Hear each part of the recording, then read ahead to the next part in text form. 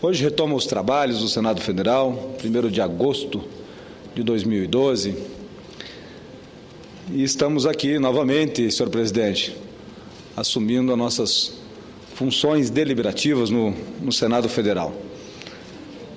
Além da sessão plenária, nesse exato momento também acontece uma reunião da Comissão de Ciência e Tecnologia que trata da crise da telefonia móvel no Brasil.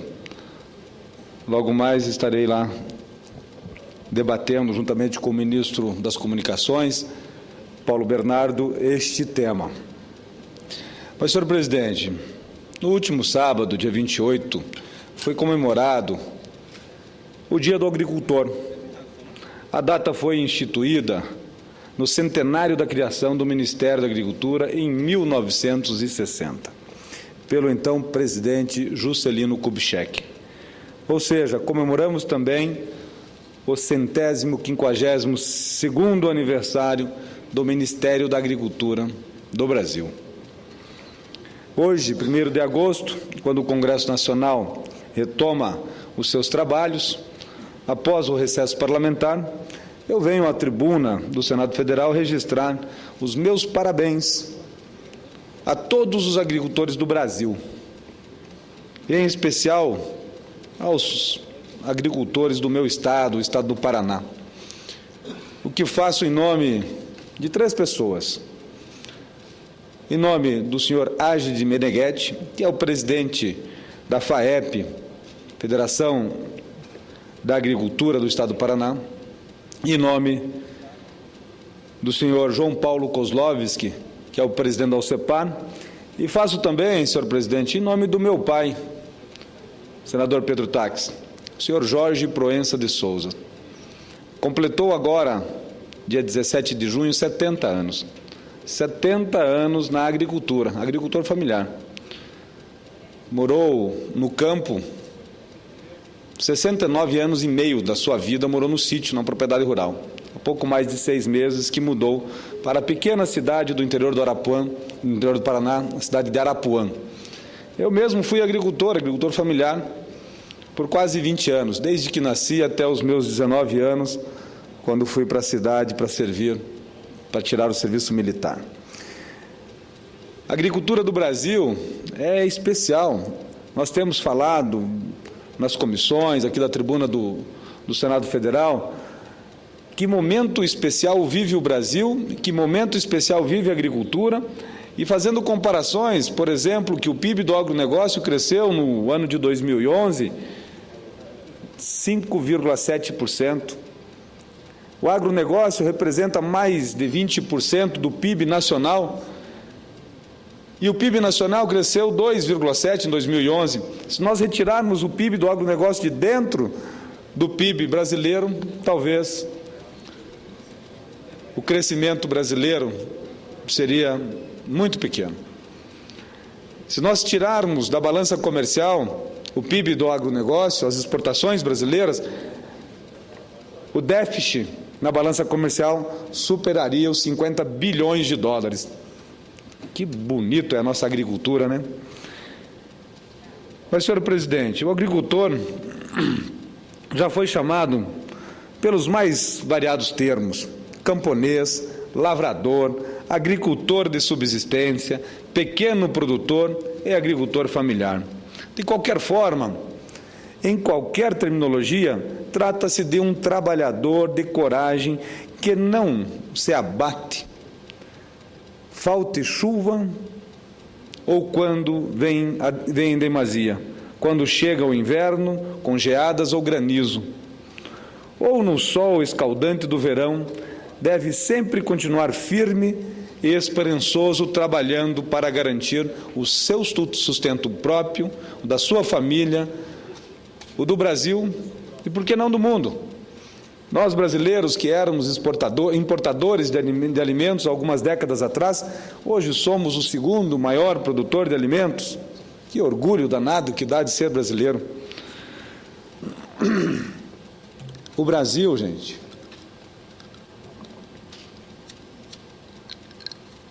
o Brasil deve muito aos seus agricultores. E, sendo assim, não podemos, em hipótese alguma, deixá-los no esquecimento, mas sim homenageá-los, como aqueles que ajudam a pôr o alimento na mesa de todos os brasileiros, cuja atividade é cíclica, sujeita a variáveis complexas e aleatórias, e o seu resultado impacta de forma indiscriminada no conjunto da economia brasileira. Nós costumamos, nobre presidente, senadora Ana Amélia, dizer lá no interior do Paraná, nos pequenos municípios que dependem da agricultura, se a agricultura vai bem, o comércio vai bem, a cidade vai bem, as pessoas vão bem. Assim, é imperioso constatar que os custos da produção no setor agrícola nacional, quando comparados com os nossos concorrentes mundiais, seguem muito elevados, o que inevitavelmente compromete nossa competitividade. Nossas estradas estão longe do ideal, nossas redes de ferrovia e hidrovias são incipientes e os nossos portos não atendem de forma satisfatória à demanda do setor.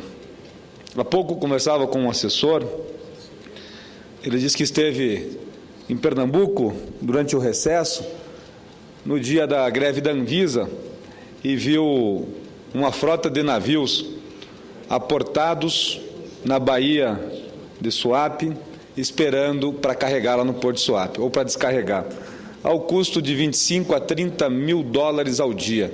No Porto de Paranaguá, a fila chegou recentemente a mais de 100 navios, ao custo de quase 50 mil dólares o navio. 30 dias fica um navio atracado para poder carregar, ao custo, minha gente, de quase 1.500.000 dólares. Quem paga isso? Não tenho dúvida, ou é o produtor ou é o consumidor brasileiro. Mas, senhora presidente,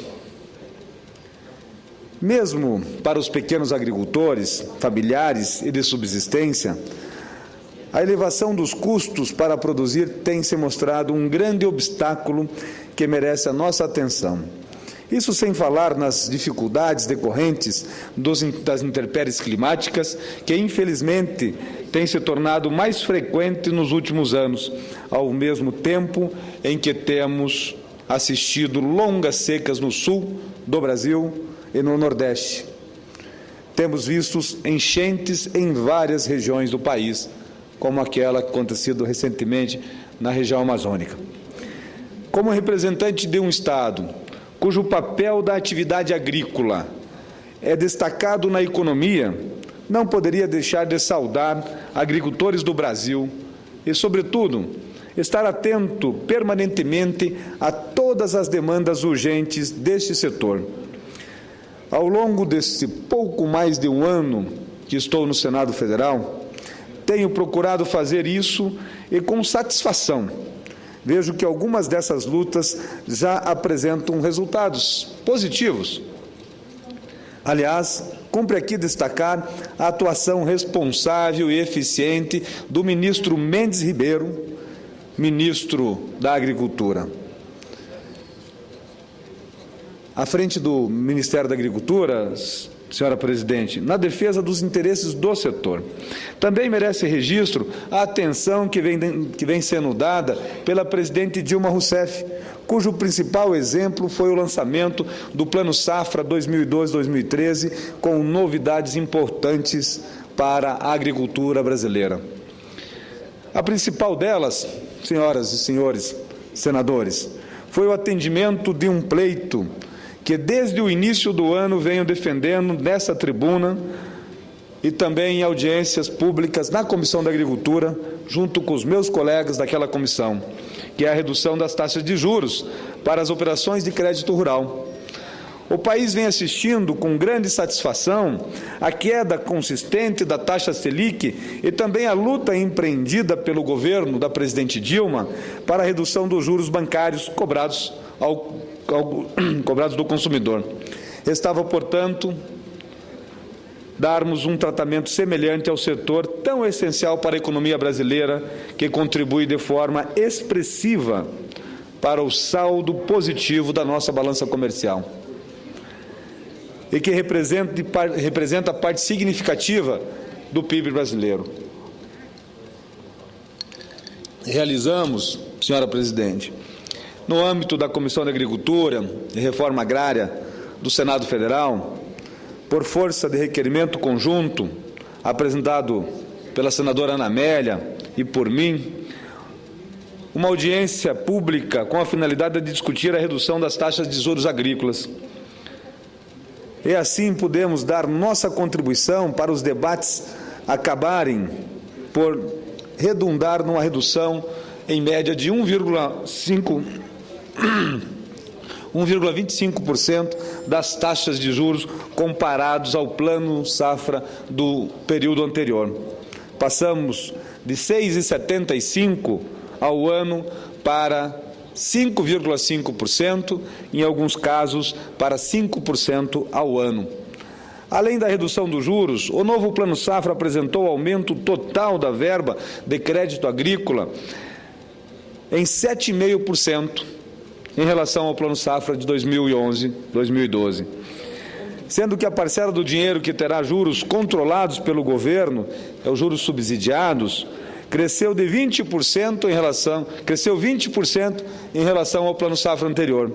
Os juros caíram para investimentos, custeio e agricultura sustentável, e os limites de financiamento para o custeio da produção foram ampliados de 650 mil para 800 mil por produtor. Enfim, houve grandes avanços que devem ser comemorados em homenagem ao Dia do Produtor, no dia 28 de julho. Outro assunto relacionado ao setor, senhora presidente, setor agropecuário, que mereceu nossa atenção e que também já foi possível de verificarmos avanços, refere-se à crise enfrentada pela suinocultura.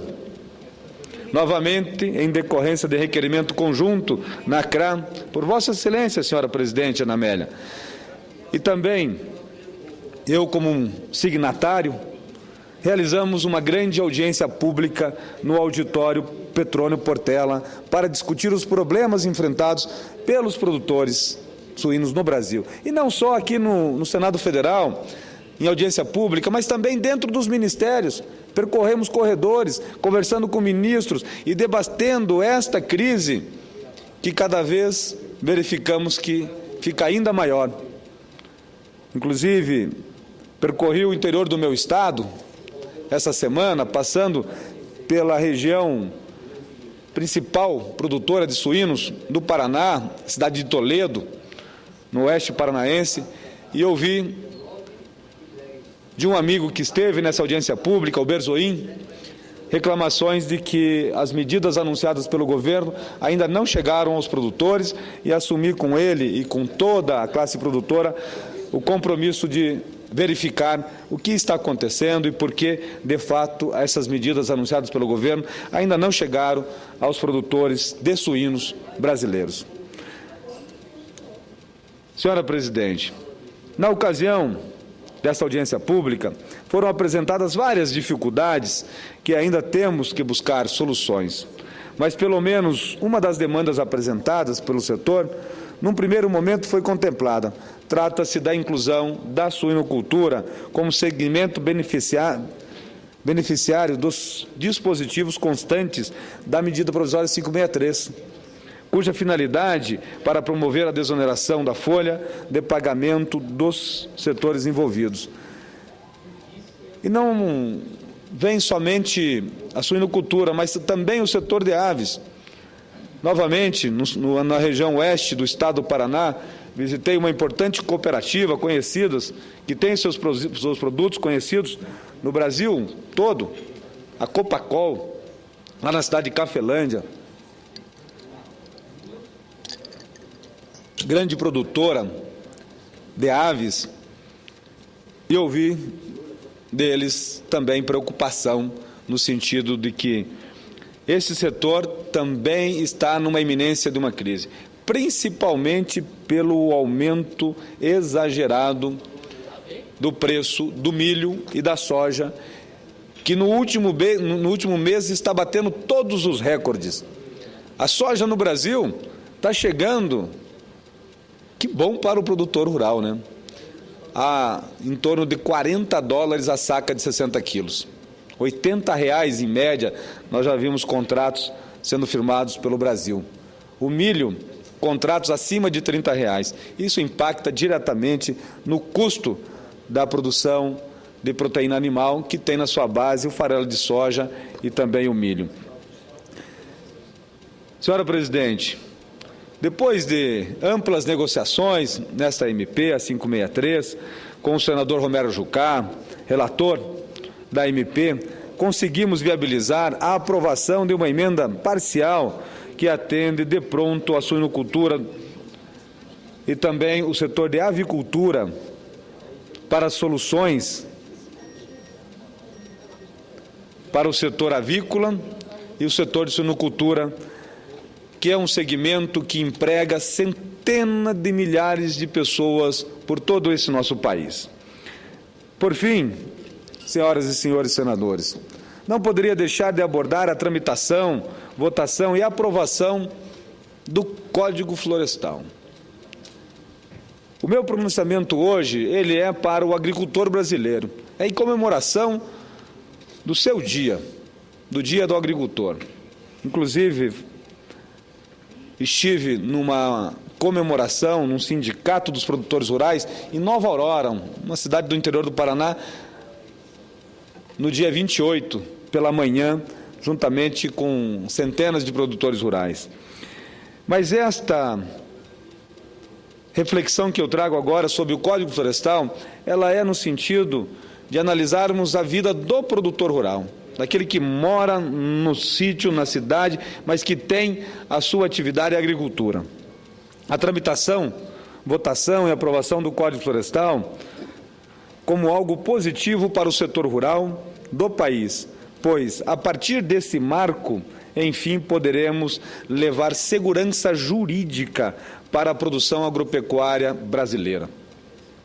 No Senado Federal, aprovou um texto equilibrado que atentava para as necessidades de preservar e produzir, conservar o meio ambiente e produzir alimentos.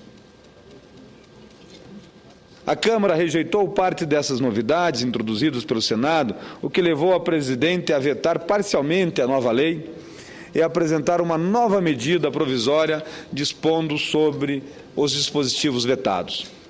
Ao final dos trabalhos do primeiro semestre, conseguimos aprovar o parecer do relator, do senador Luiz Henrique, na medida provisória 571, que é a medida provisória que trata das modificações feitas pela presidente Dilma no Código Florestal. E lá estou eu, mais uma vez, como membro desta comissão, membro titular, como era o membro das comissões por onde tramitaram antes aqui o Código Florestal. E não me furto ao debate, sempre em defesa do nosso produtor rural, em defesa da conservação do meio ambiente, mas em defesa da produção de alimentos. Em defesa de produzirmos sempre um equilíbrio entre preservação, conservação e produção de alimentos. A principal polêmica envolvendo a matéria que segue, ainda em tramitação no Congresso Nacional, a definição e a regulamentação das áreas de preservação permanente, que são as APPs, as matas ciliares, ou os encostas de morros e também topo de morros. Mas entendo que estamos mais próximos de atingir uma solução que harmonize as divergências. E assim poderemos, enfim, dar segurança aos nossos produtores, garantindo de forma equilibrada e responsável a produção de alimentos e a conservação do meio ambiente. Senhoras e senhores senadores, depois de 152 anos do Ministério da Agricultura do Brasil, celebramos na data do dia 28 de julho o Dia do Agricultor. É impressionante constatarmos o tamanho que adquiriu o Brasil através da agricultura.